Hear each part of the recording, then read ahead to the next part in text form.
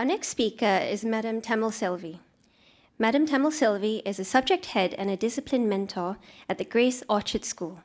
She works with students with intellectual disabilities and with autism from the ages of 14 to 18 years. Mdm Tamil Selvi uses a strength-based and value-driven approach for her students to boost mental well-being through sports and leadership platforms. She has also been a volunteer with the Singapore Disability Sports Council for the past 5 years, working as a mentor for athlete leaders in the Special Olympics Singapore. Today, Mdm Selvi will be presenting on the topic, Support for Mental Health of Adolescents with Special Needs. May I invite Mdm Tamil Selvi to address us.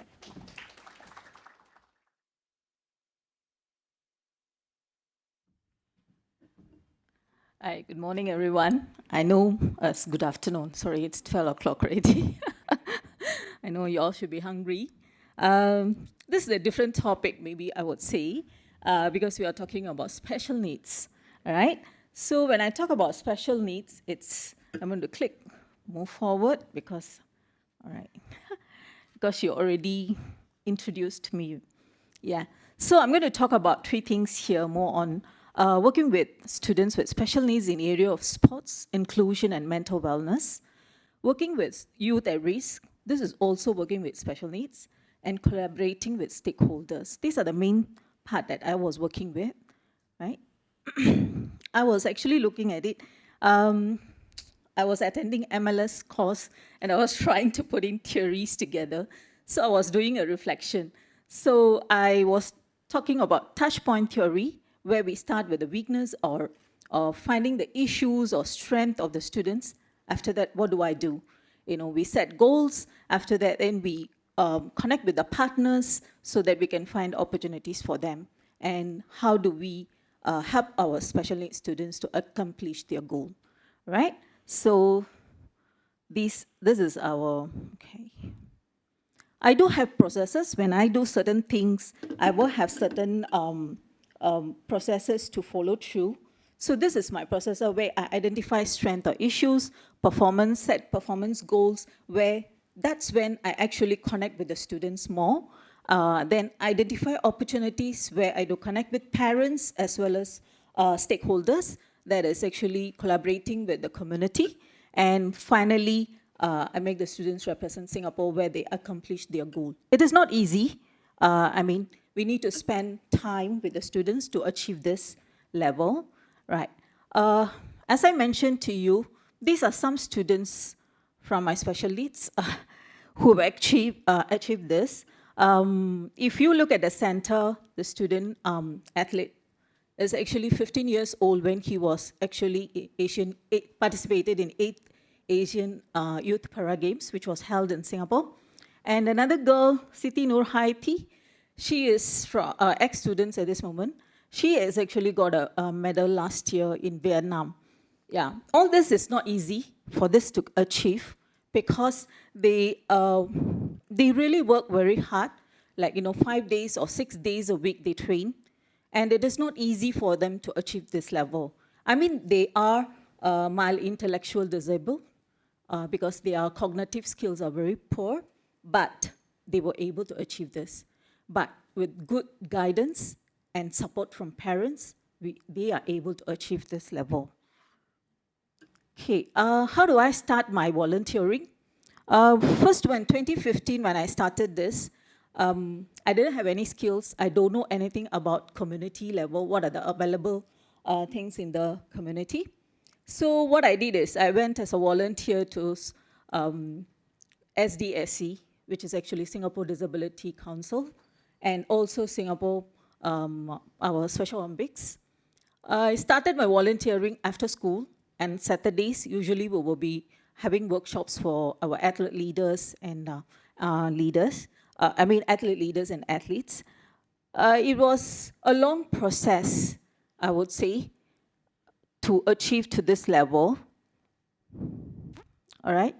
So when I was volunteering, I was actually working as an educator, facilitator, mentor, And sometimes I do work as a mother as well for our students, because certain times they don't know that they don't have certain skills where we need to come in and talk about as Dr. Wong mentioned, in a deep conversation. We need to have the deep conversation with them as well to make them focus on their goal.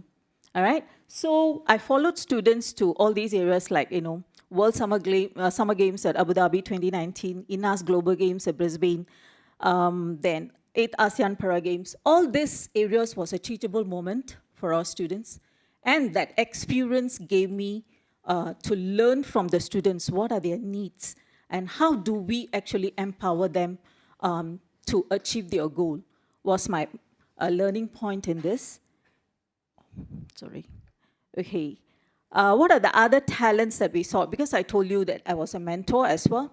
So not only we help them in the athletics, but also finding out other areas such as public speaking. Some students are very good in, public speaking. They have their confidence level. So what we did is I connected with Special Olympics and we started this student leadership program where we had workshops conducted also by youth leaders. Youth leaders are from mainstream schools. So we bring them in and then we ask, we create a platform for them to interact with our special needs students so that they can understand each other. So our first question when we had this program, our first question to our youth leaders, that's the mainstream students, was, what do you think about our special needs kids?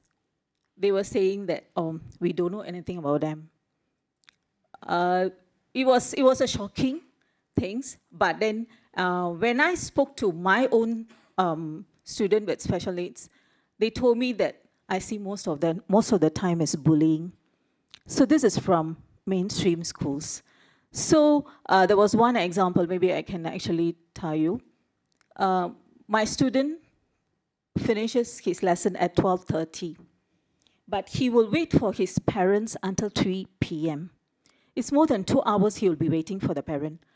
I was wondering, why is he sitting here? He is actually 16 years old. He knows how to travel independently, but he doesn't.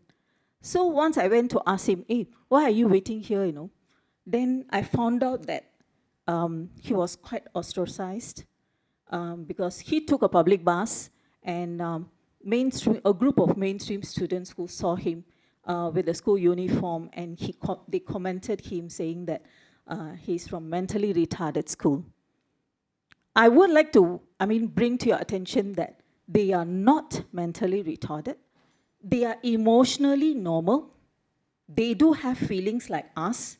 It's just that cognitively they are slow learners. They are from mainstream schools. They went to primary school, primary 1, primary 2, primary 3. They couldn't cope. As Mrs. Hanum just now mentioned, that the environment, the home environment, that builds the child, which was actually not for this boy, because the parents are not intact. Either the parents are not intact, or the child is growing with grandparents, or the family is not intact.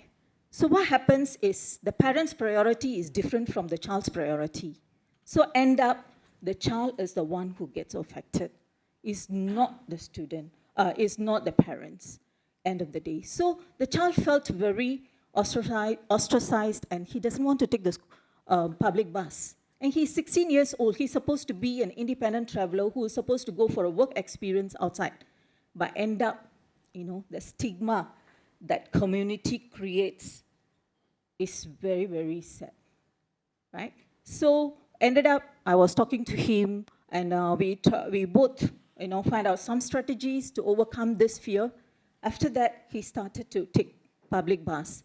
And now he's working as a retail assistant in GEM. It's a proud moment for me because we are able to break the routine that he was having, or the perception that he had. Yeah. So this is one example that I'm telling you. Yeah. So this is another kid who's actually, if you look at Jimmy Lim, he's, I got consent from this student, so I'm actually showing these photos. He is a student with autism. He used to be he's been bullied by, mainstream school students, but he's very quiet.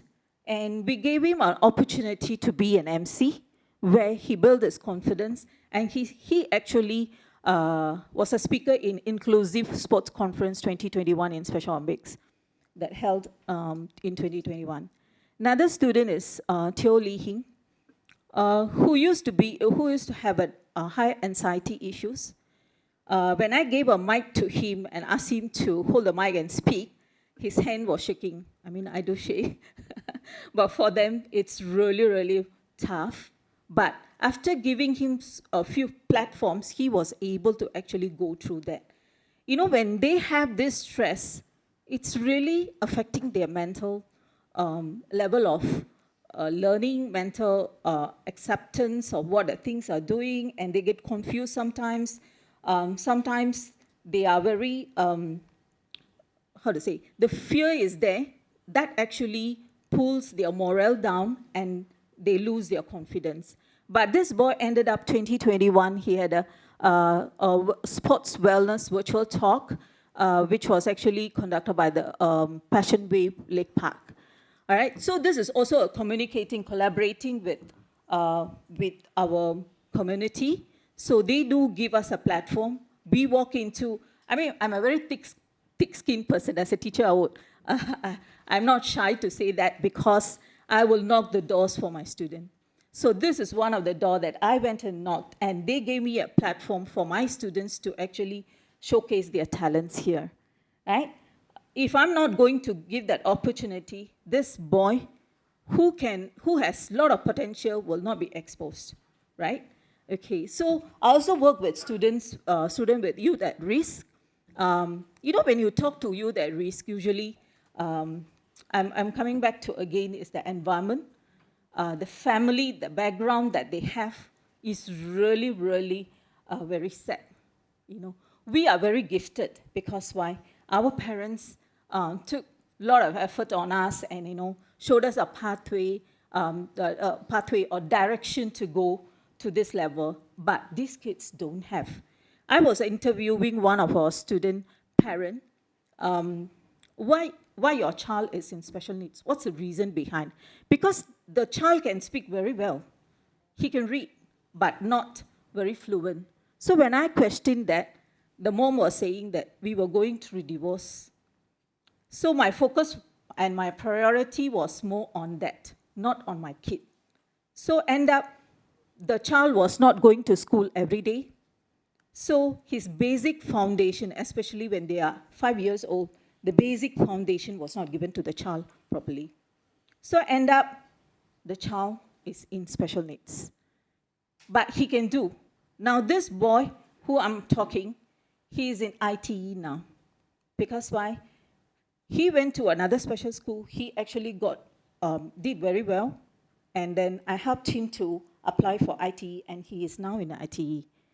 If you look at these kids, if there is a proper guidance, a parental support, they really can achieve. They are quite street smart kids.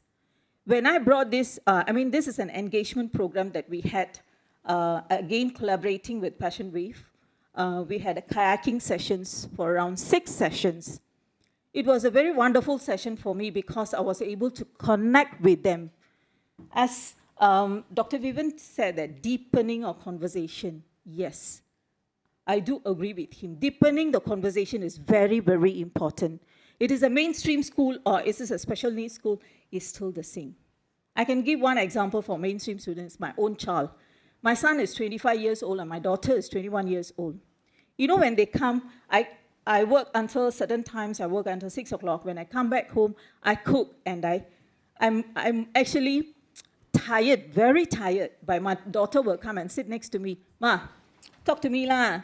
Then I say, okay lah, sit lah. All right. Then she will be just styling, from morning, 8:30, her class when she went into NTU, until the evening, I'll be dozing off halfway through. Then she will ask me, what did I say just now, Amma? Sorry lah, I'm just tired, I'm dozing off. I know, that's why you see you never listen to me. Okay, come on, let's talk. it will be happening in midnight, this thing. When I give that attention, listening ears to my children, it really helps them because there is somebody who can actually, she can come and talk and can trust. This is what even the special needs students need. They really need that support, which as a parent, as an educator, even I would say even the psychologists, secretaries here will ask for their help from you all. Yeah? So if you would ask me whether these kids have mental stress or not, yes, they do have. When you ask them for COVID-19, when this was happening, my student at risk like to go and hang out. You know what they do when they hang out? When I ask them, hey, what do you all do? Every time you say, we go and hang out lah. Say, what do you do? Oh, we just say, look at them. Friends talk. We also say they listen, talk. That's all I know. But they love that attention. Why do they love that attention? Because at home, that attention is not given to the child. When the attention is not given to the child at home, the child goes and finds outside attention. That's where they get into the wrong hands of people, right? People who sell drugs or, people who smoke, vaping. All these things happens because of the attention that is not given to the child at home. Yeah, so even mainstream or special needs is still the same. They just need you to touch base with them. As an educator, morning when I walk in, when I smile and say good morning, I would have had a bad day. But when I enter into the school, I'll make sure that I smile. Inside, I may not be in a smile mode, but still, because students are important for me. So when I enter in, I say, good morning, how are you? Wow, that gives you a change.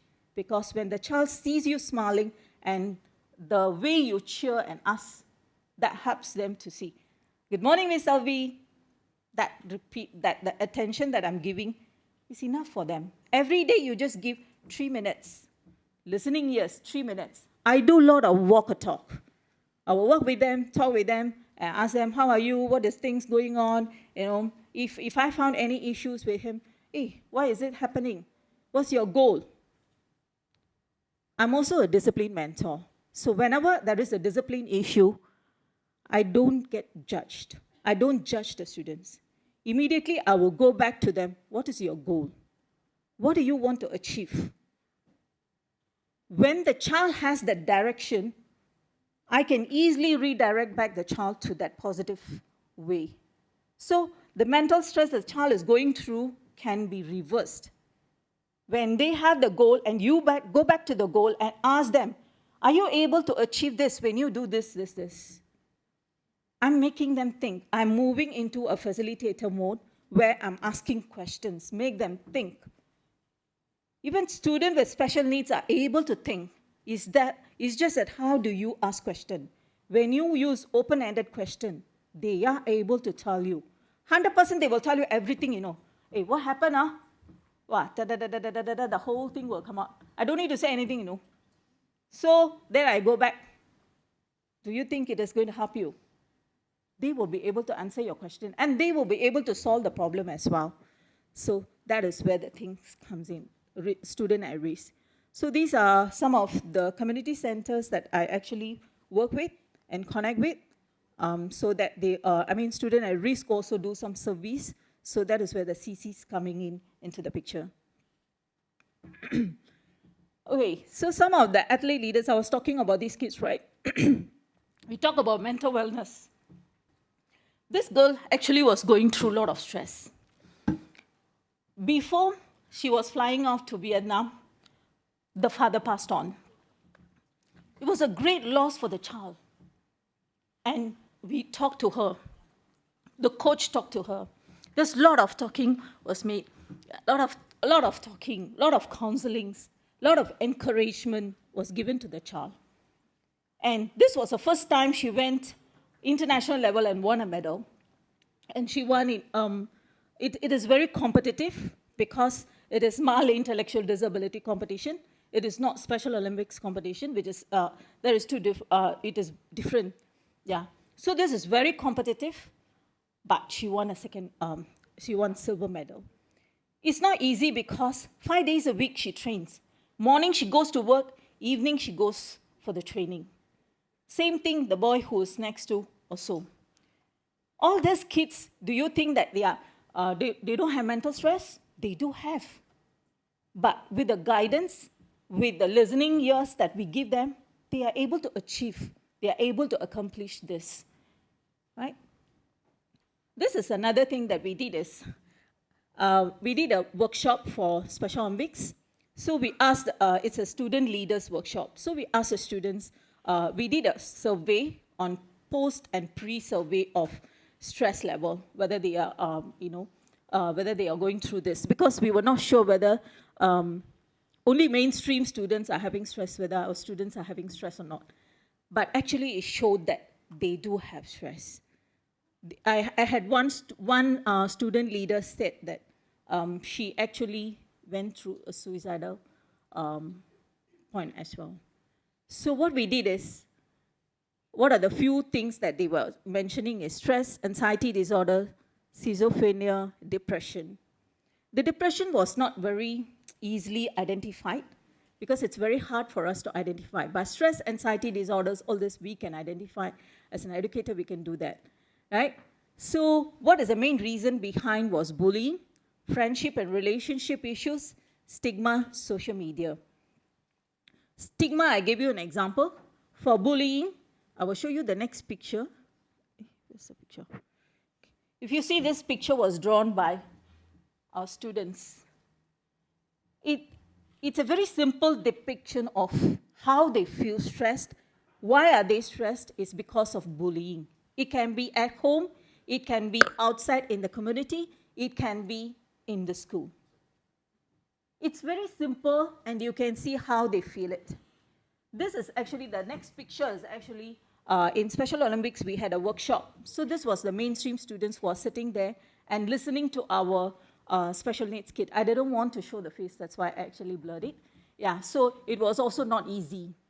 They did say that, they are being bullied. When I asked the mainstream students, are you being bullied before? All of them, they said yes. All the mainstream students in their life, we were talking about 19, 20 years old. These kids were from 16 years to 19 years old. All were actually bullied as well. So you can understand that where we are coming from, the stress coming from, and what we can do about it is also a very important thing. I'm going to move on. So some workshops that we did for mental wellness, all right, this is done in Special Olympics. We do bring external partners to actually create the awareness for our students, especially the athlete leaders. Yeah. What do we have it in our school? We do have multidisciplinary approach. That is actually our psychologists. We do have in-house psychologists, social workers. We do have types of therapies like art therapy, behavioral therapy, speech therapy, and occupational therapy for our students. Behavioral therapy is only certain school has it, right? And we do have the main portion is a character and citizen education, includes social emotional learning. We do want to actually build the soft skills in our students, all right? We do work with KK hospitals and REACH, Institute of Mental Health, Child Guidance Clinic, others as well. Okay, I want to move faster, so I'm just coming to the last point of it, is active listening, which is very, very important. I told you that listening is very important. If you are tired, it's okay. Let them talk. You allow the student, your child, to talk. They will tell you everything. You don't need to even ask questions. If you need to clarify something, then you go and ask. All right? Respect as a person. Behavior is communication. Say, for example, actually I wanted to show one, just one data that we actually was looking for. We don't have any data for students with special needs. Just now everybody was sharing about COVID-19. There is a survey done, but for us we don't have. Right. So it was very sad because we are supposed to be inclusive. Am I right? Yeah. Why the data is not taken? But I had this big question in my mind as well. But we do have a system in the school which actually supports all these things, right? And one more thing here, if you look at the red one, the first one, autism spectrum disorder, why their anxiety level is very high? It's because of two things. One, when the child with autism behaves differently or meltdown, it's because the child needs to communicate with you. They don't have the skill. They are not able to express to you what is happening in them. That's where it's very important that you must understand why the child is doing this action. What is the reason behind? You need to really probe in and find out. You can talk to the parents, you can talk to the caregivers and find out this information. That will help you to identify the main root cause of the issue. If you don't go into the root cause, you cannot solve the problem, right? It's very important to go into the root cause. So I go back to the last takeaway that you have here. Respect as a person. We really want you to do that because the person comes first. Disability comes behind, right? So respect as a person. Student with disability, please respect as a person. Behavior is a communication. Any behavior that happens, probe in and find out why the child is doing that. What's the reason behind? Why is he stealing? What's the reason behind why is he stealing? There is a need somewhere. What is that need? What is the root cause the child is doing that? Is it the habit that the child has created? Or is it the needs, he needs a home? Or is it the want? You need to identify that part, right? Build positive relationship because we need to be a role model. If we are not role models, we cannot teach the student. We cannot teach our own child. As a parent, as an educator, we need to be a role model. As a community, as a public, you also need to be a role model, right, for our students. I will go with the last quote. As an educator, I use Campbell leadership model to mold my students. Anything, as I mentioned to you, I have my own processes, which I actually work on that always. Any students I work with, I come to this first, right? Thank you so much for taking, I've taken your time. I think I've exceeded. Thank you so much. Hope it helps you. Thank you.